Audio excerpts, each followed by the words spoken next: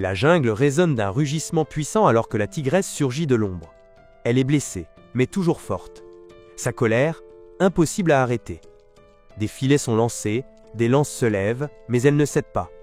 Son courage fait trembler la forêt. Mais comment les chasseurs ont-ils trouvé la tigresse et ses petits? Revenons un mois plus tôt. Dans un petit village du Sundarban, l'air sent la terre, et les chants des oiseaux de la jungle remplissent le ciel. C'est un endroit où les forêts de mangroves s'étendent à perte de vue, et où les rivières serpentent comme des reptiles à travers les terres. Un lieu de beauté. Mais aussi de lutte. Dans ce village vivait une vieille femme nommée Mala. Mala connaissait bien le dur labeur. Chaque matin, au lever du soleil, elle se rendait dans son petit champ. Ses mains étaient calleuses, marquées par des années de travail sous le soleil brûlant. Son dos la faisait souffrir, ses jambes tremblaient, mais elle ne se plaignait jamais. Elle n'en avait pas le droit. Il n'y avait personne d'autre pour l'aider. Non loin de là, assis sous un arbre, son fils Raju se reposait, paresseusement. Il était jeune et fort, mais il n'aimait ni les champs ni la jungle. Il rêvait de la ville, de ses lumières, de l'argent facile, d'une vie sans sueur ni saleté. « Maman !» lança Raju d'un ton sec. « J'ai besoin d'argent. »« Je pars pour la ville. Derseoalit, Rosot, Yarpokadin Kamchirik, Harifin Valaminta. » Mala s'arrêta, essuya la sueur de son visage avec le pan de son sari, et regarda son fils, le cœur lourd. Elle avait déjà entendu ça. Raju parlait souvent de la ville, de comment il allait y faire fortune et revenir en homme riche. Mais Mala savait. Elle savait que la ville était aussi pleine de promesses que de désillusions. Et pourtant, elle ne pouvait jamais lui dire non, elle n'y arrivait pas. Dans un soupir, elle plongea la main dans son sari, et en sortit un petit paquet de roupies. Ses maigres économies, récoltées en vendant des herbes et des fruits au marché. « Tiens, dit-elle en lui tendant l'argent. Mais fais attention Raju, la ville n'est pas comme notre village. C'est un endroit dangereux. » Raju prit l'argent sans dire merci. Il se leva, épousseta ses vêtements. « Ne t'inquiète pas maman. Je reviendrai riche, tu verras. » Mala voulait le croire. Elle voulait croire que son fils reviendrait un jour, qu'il prendrait enfin soin d'elle, comme elle avait toujours pris soin de lui. Mais au fond d'elle, elle connaissait la vérité. Elle avait vu son regard, non pas un regard d'amour, mais d'indifférence. Sans un regard en arrière, Raju s'éloigna, ses pas crissant sur la terre sèche. Mala le regarda partir, le cœur brisé à chaque pas qu'il faisait. Elle voulait l'appeler, le supplier de rester, mais les mots restèrent coincés dans sa gorge. Alors que Raju disparaissait au loin, Mala resta seule dans le champ, le soleil brûlant ses épaules fragiles. Derrière elle, la jungle étendait ses ombres longues et sombres sur le sol. Pour la première fois depuis des années, Mala se sentit véritablement seule. Mais elle ne pleura pas. Elle ne le pouvait pas. Il y avait trop à faire. Inspirant profondément, elle se pencha et reprit sa houe en main, ses doigts tremblants, alors qu'elle retournait à la terre. Le village autour d'elle était silencieux, seulement troublé par le bruissement des feuilles dans le vent. Après le départ de Raju, Mala n'avait pas le choix. Elle devait s'enfoncer plus profondément dans la jungle. Les champs seuls ne donnaient pas assez de nourriture, et le marché était trop loin pour y aller chaque jour. Elle se mit donc à chercher de quoi survivre. Fruits, herbes, et tout ce qu'elle pouvait ramasser pour vendre ou manger. Les villageois l'avaient mise en garde. « La jungle n'est pas sûre pour une vieille femme, disait-il. Les tigres, les serpents, les esprits, ils te feront du mal si tu n'es pas prudente. » Mais Mala n'avait pas peur. Ou plutôt, elle n'avait pas le luxe d'avoir peur. La faim et la solitude la poussaient, pas à pas, dans les ombres des arbres. Un après-midi, alors que le soleil était haut dans le ciel, Mala s'enfonça plus loin dans la jungle qu'elle ne l'avait jamais fait. Les sons du village étaient maintenant bien loin derrière elle. Elle n'entendait plus que le bruissement des feuilles, le chant des oiseaux, et parfois, au loin, le rugissement d'un tigre. Elle avançait prudemment, les yeux scrutant le sol à la recherche d'herbes, les oreilles tendues au moindre signe de danger. C'est alors qu'elle l'entendit, un grondement sourd, douloureux. Mala se figea, son cœur battant à toute vitesse alors qu'elle se tournait vers le bruit. À quelques pas de là, allongée sur le sol, se trouvait une tigresse. Mais ce n'était pas une tigresse ordinaire. Elle était immense, son pelage doré sali par la boue et taché de sang. Ses flancs se soulevaient lourdement à chaque respiration, et ses yeux puissants et perçants, étaient remplis de douleur. La première pensée de Mala fut de fuir. Tout son corps criait de faire demi-tour, de s'enfuir. Mais quelque chose la retint. Aur Kakon. Peut-être était-ce le grondement de la tigresse, devenu plus doux lorsque leurs regards se croisèrent. Peut-être était-ce la façon dont son corps tremblait, non de colère, mais d'épuisement. Ou peut-être était-ce ce petit cri, venant de son ventre gonflé. La tigresse était enceinte, et elle avait besoin d'aide. La peur de Mala s'estompa peu à peu, remplacée par autre chose, de la compassion. Elle avait passé sa vie à prendre soin des autres, même de ceux qui ne le méritaient pas. Et maintenant, devant elle, se trouvait un être en détresse. Avec lenteur et précaution, Mala s'approcha de la tigresse. Elle parla doucement, sa voix tremblante mais apaisante. « Reste calme, je ne te veux aucun mal. » La tigresse grogna de nouveau, mais faiblement, presque comme un appel à l'aide. Mala s'agenouilla près d'elle, ses mains tremblantes tendues vers l'animal. Elle vit alors la blessure sur son flanc, profonde, saignante, et son ventre il bougeait. Les petits s'agitaient, prêts à naître. Mala comprit ce qu'elle devait faire. Elle utilisa son savoir sur les plantes, des feuilles, des racines cueillies tout autour, qu'elle écrasa en une patte pour arrêter le saignement. Pendant qu'elle soignait, elle murmurait des mots doux, ses gestes délicats malgré la peur. Iazim. La tigresse ne la quittait pas des yeux, un regard qui n'était ni hostile, ni méfiant, juste attentif, presque reconnaissant. Puis le moment arriva. La tigresse poussa un cri sourd, profond. Mala comprit, les petits allaient naître. Les mains tremblantes, elle l'aida à mettre au monde deux petites créatures sans défense, au pelage encore humide, les yeux fermés. La tigresse les lécha doucement, ses gestes lents et tendres, comme un remerciement muet adressé à Mala, à chaque coup de langue. Retour à la petite hutte de Mala, au bord du village. Le soleil commence à se lever, peignant le ciel de rose pâle et d'or. Mala est à l'intérieur, en train de préparer son repas du matin, quand elle entend un bruit dehors, un grondement sourd. Mais ce n'est pas un grondement menaçant. Il est doux, presque curieux. Intriguée, Mala sort de sa hutte et son cœur manque un battement. Dans la lumière douce de l'aube, se tient une tigresse. À ses côtés, vacillant sur leurs pattes incertaines, deux petits tigres. Les yeux dorés de la tigresse croisent ceux de Mala. Pendant un instant, aucune des deux ne bouge. Le premier réflexe de Mala est de rentrer et de fermer la porte. Mais elle ne le fait pas. Quelque chose l'en empêche. La tigresse ne grogne pas, elle ne semble pas prête à attaquer. Elle est juste là, immobile, ses petits frottant leur museau contre elle. Comme si elle était venue dire merci. Prudemment, Mala fait un pas en avant. La tigresse ne bouge pas. Un autre pas. Puis encore un. Jusqu'à ce que Mala soit assez proche pour distinguer les fines cicatrices sur son flanc, la blessure qu'elle avait soignée. « Tu es revenu » murmure Mala, la voix tremblante de surprise. La tigresse émet un petit grondement, presque un ronronnement, puis pousse l'un de ses petits vers l'avant. Le petit s'avance en trébuchant vers Mala, ses minuscules pattes s'enfonçant dans la terre molle. Mala s'agenouille, les mains tremblantes, et tend les doigts. Le petit les renifle, puis les lèche avec sa langue râpeuse. À cet instant, quelque chose change. La peur disparaît. À sa place, un sentiment chaleureux que Mala n'avait plus ressenti depuis des années. Elle lève les yeux vers la tigresse, et pour la première fois depuis longtemps. Elle sourit. À partir de ce jour-là, la tigresse fait partie de la vie de Mala. Chaque matin, elle l'attend devant la hutte, ses petits jouant à ses pieds. Et chaque matin, Mala sort pour les saluer, le cœur rempli d'une joie qu'elle croyait perdue. La tigresse n'est pas juste une visiteuse, elle est une guide. Elle mène Mala au cœur de la jungle, dans des endroits que la vieille femme n'avait jamais osé explorer. Des bosquets cachés remplis de fruits mûrs, des ruisseaux pleins de poissons, des clairières où poussent les herbes les plus rares. Avec la tigresse à ses côtés, Mala ne lutte plus pour trouver à manger. Ses paniers sont toujours pleins, elle a toujours de quoi se nourrir. Mais c'est bien plus que cela. Elle devient sa compagne, son amie.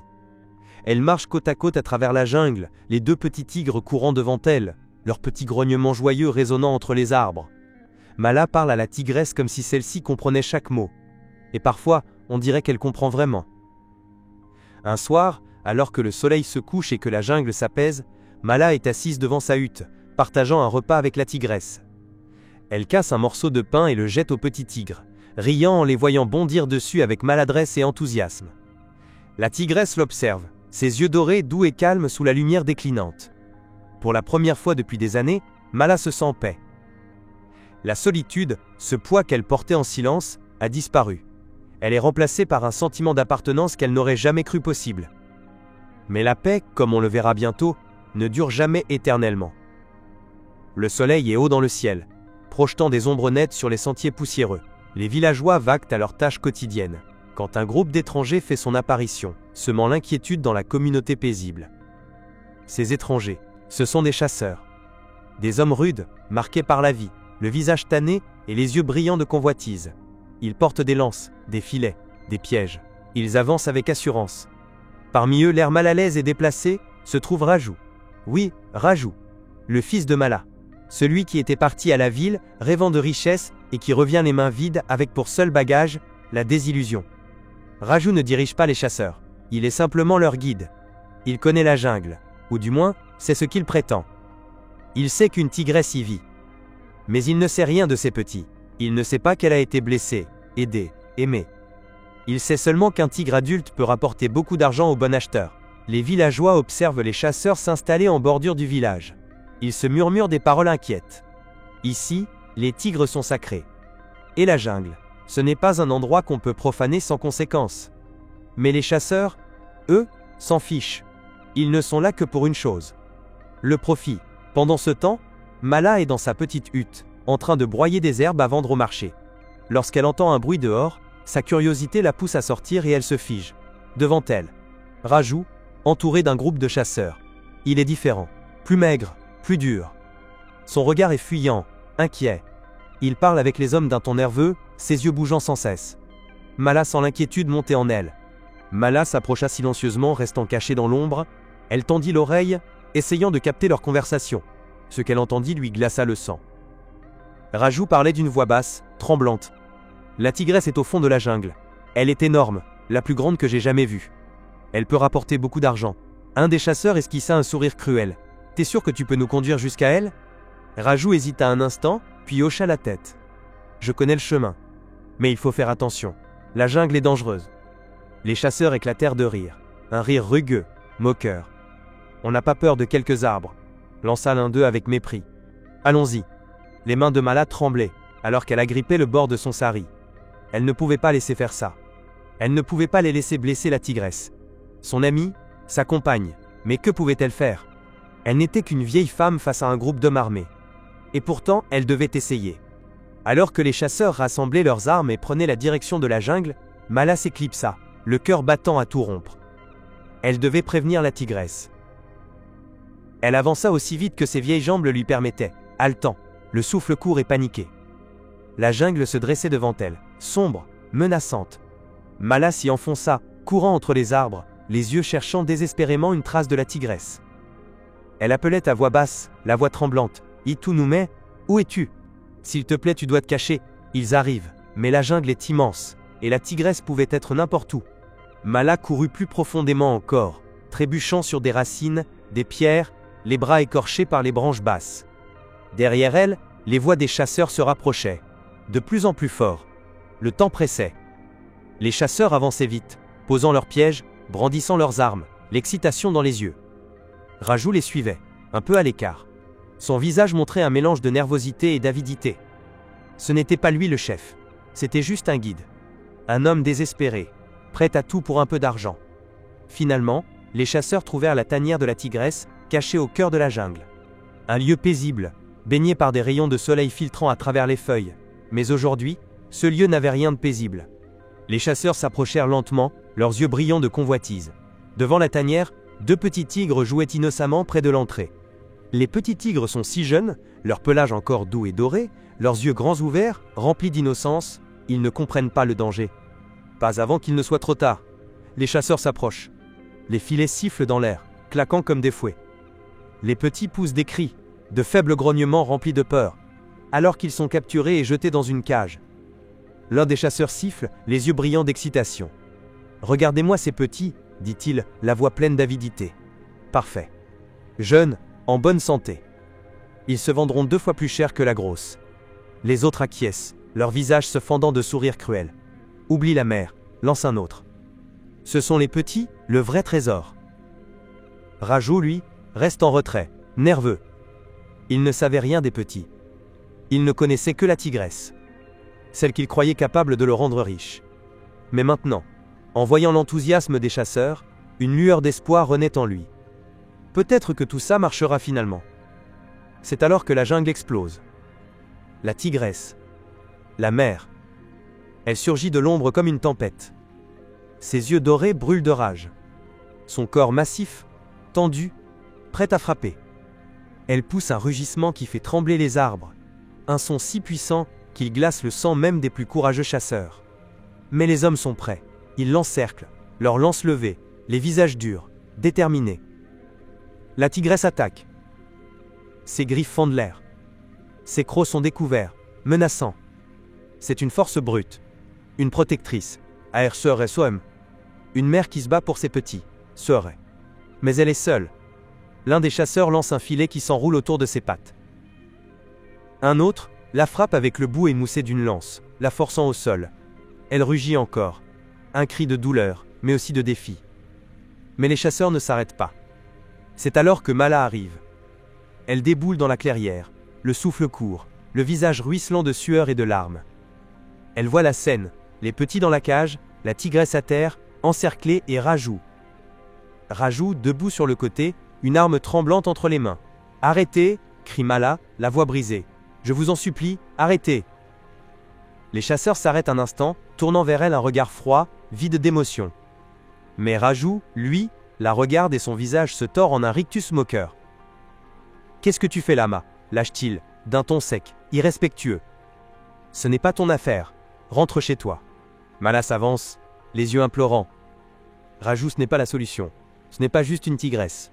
C'est une mère. C'est mon amie. S'il te plaît, ne fais pas ça. » Rajou leva les yeux au ciel, agacé. Il balaya ses paroles d'un geste. « Ce n'est qu'un animal, » dit-il sèchement, « et ses petits dans la cage valent une fortune. » L'excitation montait en lui. L'idée de devenir riche l'aveuglait. « C'est ce que t'as toujours voulu, pas vrai ?» lança-t-il. « Que je réussisse, que je vous sorte de la misère. » Mais Mala secoua la tête. Sa voix tremblait. Chargée de tristesse. « Non, Raju, je n'ai jamais voulu d'argent. Tout ce que j'ai toujours voulu, c'est que tu sois quelqu'un de bien. Ce que tu fais là, c'est mal. Tu fais du mal. Aux animaux, à moi, à toi. » Raju se figea un instant. Son visage se ferma. L'agacement céda la place à une colère froide. « Arrête. Ça suffit. Dégage de là, ordonna-t-il. Tu me gênes. » Mais Mala ne bougea pas. Elle se plaça devant la tigresse, les bras écartés pour la protéger de son propre corps. « S'il te plaît, je t'en supplie, Raju. Tu vas regretter ça toute ta vie. Pose cette arme. » Maintenant. Pendant un bref instant, Raju hésita. Le doute passa dans ses yeux. Mais la convoitise fut plus forte. Il secoua la tête. Sa voix devint dure, tranchante. « Non. Bouge. Je ne vais pas abandonner. » Soudain, la tigresse se libéra du filet. Elle est blessée. Son pelage doré maculé de sang. Mais elle n'est pas vaincue. Elle relève la tête et voit Raju. Ses yeux s'ancrent aux siens. Et elle grogne. Un grondement grave, profond. Elle le reconnaît. L'homme qui a conduit ses chasseurs à sa tanière. L'homme qui a mis ses petits en danger. Ses muscles se tendent. Son corps se courbe, prêt à bondir. Raju se fige. Son visage devient livide. Il recule, trébuche sur une racine, tombe à la renverse. « Recule !» hurle-t-il, la voix tremblante. « Quelqu'un, faites quelque chose !» Mais avant que la tigresse ne puisse attaquer, Mala surgit à nouveau dans la clairière, essoufflée, le visage ravagé de larmes et de sueur. Elle voit la scène, les petits enfermés, les chasseurs qui se regroupent, et la tigresse, debout malgré la douleur, les yeux braqués sur Raju. « Non !» hurle Mala, la voix brisée. « S'il te plaît, arrête !» La tigresse s'arrête net. Ses yeux dorés se tournent vers Mala. Un silence lourd tombe sur la jungle, comme si même les arbres retenaient leur souffle. Mala s'avance, les bras grands ouverts, son corps s'interposant entre la tigresse et son fils. « S'il te plaît, dit-elle, la voix douce mais ferme. Ne lui fais pas de mal. C'est mon fils. Je sais qu'il a fait le mal. Mais je t'en supplie, épargne-le. » La tigresse grogne, un grondement grave, chargé de douleur et de colère. Mais elle n'attaque pas. Elle regarde Mala. Et pendant un instant, c'est comme si elle comprenait. Elle recule d'un pas. Son corps reste tendu, mais son regard se radoucit. Raju, lui, ne voit pas cette retraite comme un acte de miséricorde. Il y voit une faiblesse. Sa peur se transforme en rage. Son désespoir en cruauté. Il se redresse d'un bond, les yeux rivés sur le fusil qu'un des chefs chasseurs a laissé tomber au sol. Avant que quiconque ne puisse réagir, il se jette dessus. Ses mains tremblent alors qu'il vise. « Raju, non !» hurle Mala, la voix brisée de désespoir. « Pose cette arme, je t'en supplie !» Mais Raju n'écoute pas. Son visage se tord dans un rictus amer. Ce n'est qu'un animal, Ma est morte, elle vaut bien plus qu'en vie, et avant que Mala ne puisse l'arrêter. Avant que les chasseurs ne bougent, le coup de feu claque. Le son résonne à travers la jungle. Tranchant, froid, définitif. La tigresse pousse un dernier râle. Grave, lourd. Son corps vacille, puis s'effondre. Ses yeux dorés croisent une dernière fois ceux de Mala, pleins de douleur, de tristesse et d'un étrange pardon. Mala tombe à genoux près d'elle. Ses mains tremblent en touchant son pelage chaud, encore vivant. Les larmes coulent sur son visage. Son cœur se brise, incapable de porter le poids de ce qu'elle vient de vivre. Les chasseurs, eux, exultent. Ils crient, rient. Des voix fortes, cruelles. Mais Mala ne les entend pas. Tout ce qu'elle entend, c'est le silence. Ce silence terrible, assourdissant. Alors que la vie quitte les yeux de la tigresse. Les chasseurs quittent la jungle, triomphants. Ils portent une cage. Les deux petits tigres y sont enfermés, balançant entre leurs bras. Raju marche derrière eux. Le visage pâle, les mains encore tremblantes. Il vient de tuer, et même s'il ne le dit pas, il le sent. Mais la cupidité ruine même les plans les plus simples. Alors qu'ils avancent à travers les feuillages épais, les chasseurs commencent déjà à fêter leur victoire. « Ces petits vont nous rapporter une fortune en ville », dit l'un d'eux, la voix pleine d'excitation. « On va être riches. » Mais Raju, lui, n'est pas satisfait. Ses yeux se plissent tandis qu'il écoute les chasseurs jubiler. « Attendez !» lance-t-il, la voix tranchante. « C'est moi qui vous ai conduit ici. Je mérite une plus grosse part. » Les chasseurs s'arrêtent.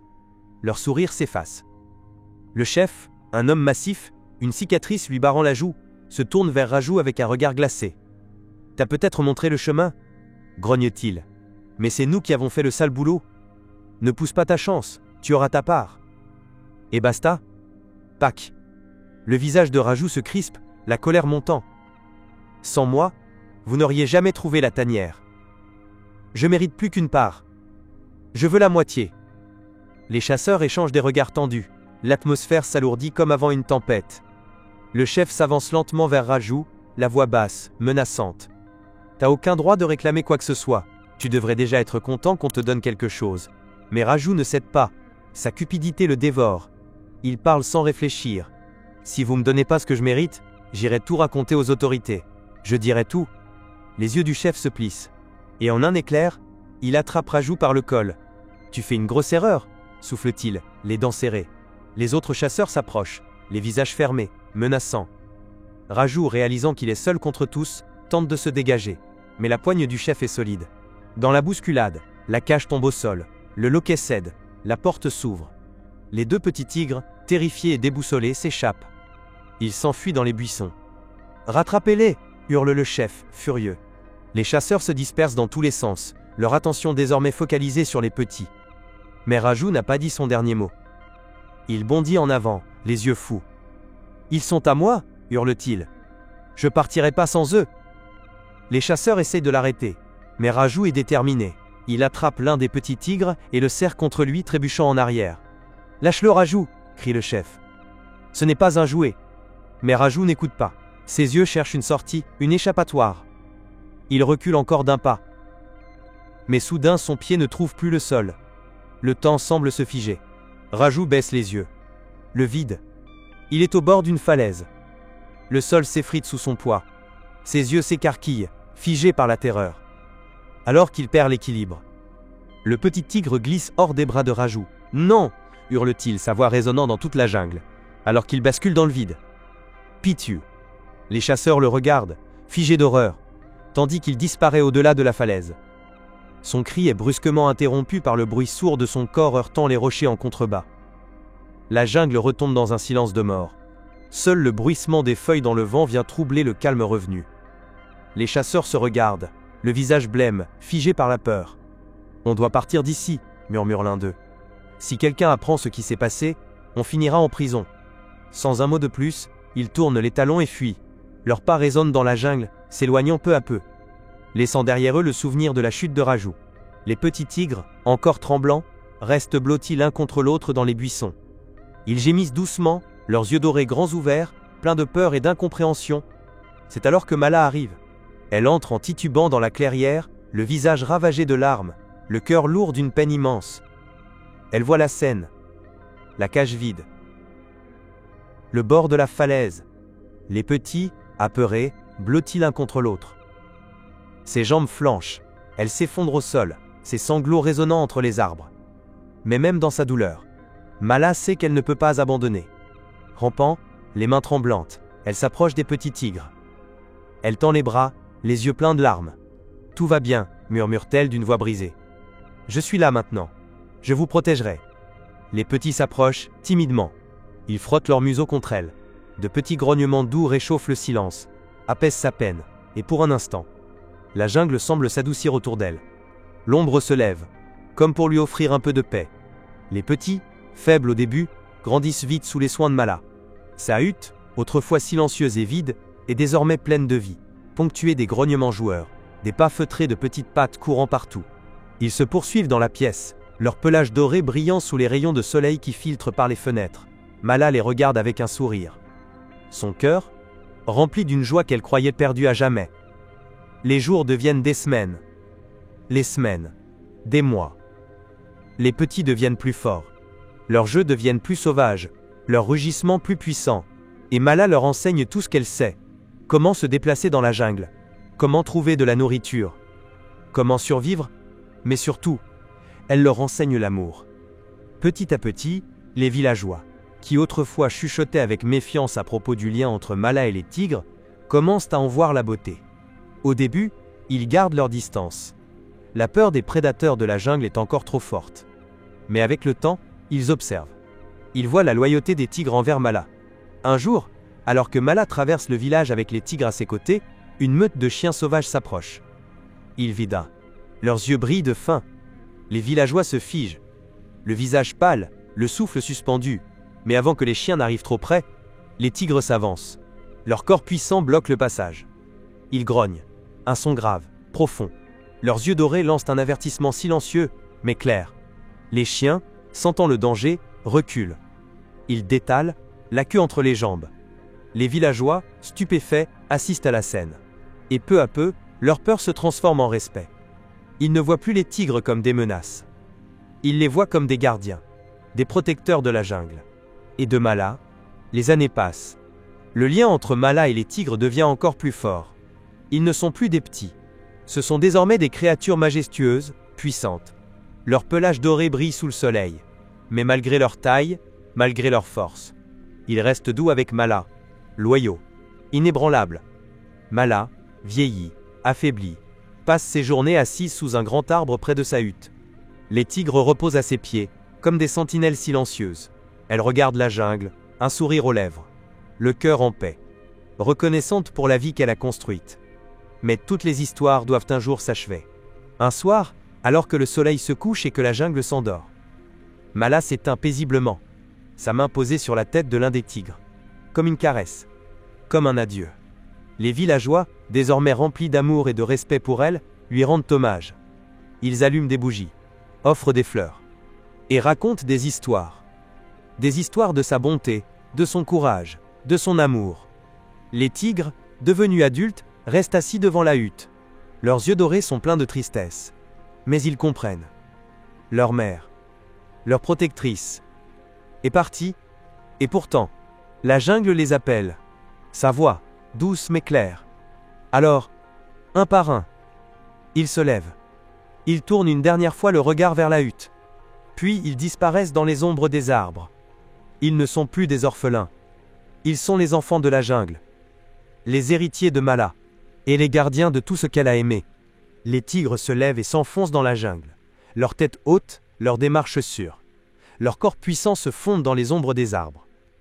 Les villageois les regardent partir, le cœur serré entre tristesse et espoir. Les tigres retournent à la jungle, non plus comme des petits, mais comme des gardiens. Ils parcourent la terre, libres. Leur rugissement résonne à travers les arbres, comme un rappel. du héritage de Mala, et du lien sacré entre les humains et la nature. Et ainsi l'histoire se termine. Les tigres, debout au sommet d'une colline. Leur pelage doré brillant sous la lune, ils poussent un dernier rugissement, puissant, majestueux, un cri qui traverse la jungle.